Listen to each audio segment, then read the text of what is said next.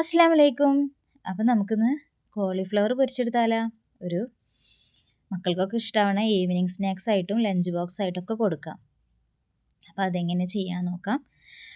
Cauliflower ആദ്യം നന്നായി ഒന്ന് വൃത്തിയാക്കണം. അത് ഇതളുകളാക്കിയിട്ട് അതിൻ്റെ ഇടയിലൊക്കെ ചെറിയ ചെറിയ പുഴുക്കളുണ്ടാവും. അപ്പം നന്നായിട്ടൊന്ന് കഴുകിയെടുക്കാം.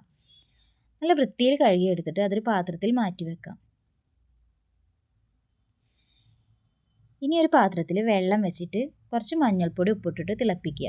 ആ നന്നായി തിളച്ച വെള്ളത്തിലേക്ക് നമ്മൾ കോളിഫ്ലവർ ഇട്ട് ഒന്നും കൂടി നന്നായി തിളപ്പിക്കണം. അത് നന്നായി തിളച്ച് വരട്ടെ. തിളച്ച് വന്നാൽ അതൊന്ന് പാത്രത്തിൽ മാറ്റി വെക്കാം. നമുക്ക് ഇനി അതൊന്ന് മസാല പുരട്ടിയെടുക്കണ്ടേ. ഓൾറെഡി അതിൽ മഞ്ഞൾപ്പൊടി ഇട്ടത് കാരണം ഒരു മഞ്ഞ കളറുണ്ട്.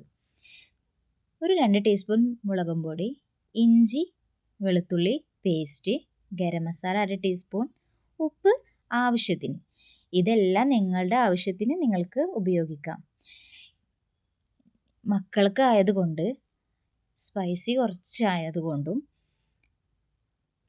കാശ്മീരി ചില്ലി ഉപയോഗിക്കാം ഒരു കളറിന്, അല്ലെങ്കിൽ റെഡ് ഫുഡ് കളർ ഉപയോഗിക്കാം. ഇതൊന്നും ഞാനിവിടെ ഉപയോഗിച്ചിട്ടില്ല. ഇനി കുറച്ച് കോൺഫ്ലവർ 1 ടീസ്പൂൺ ഇട്ട് കൊടുക്കുന്നുണ്ട്. ഇനി നമുക്ക് ടൊമാറ്റോ സോസ്, അത് ആവശ്യമുള്ളവർക്ക്, ആ ഫ്ലേവർ ഇഷ്ടമാണ് എന്നുള്ളവർക്ക് അത് കുറച്ച് ഉപയോഗിക്കാം. ഞാനിവിടെ കുറച്ച് ഉപയോഗിച്ചിട്ടുണ്ട്. ഇനി നന്നായി മസാല എല്ലാ സ്ഥലത്തും നന്നായി മസാല പുരട്ടണം.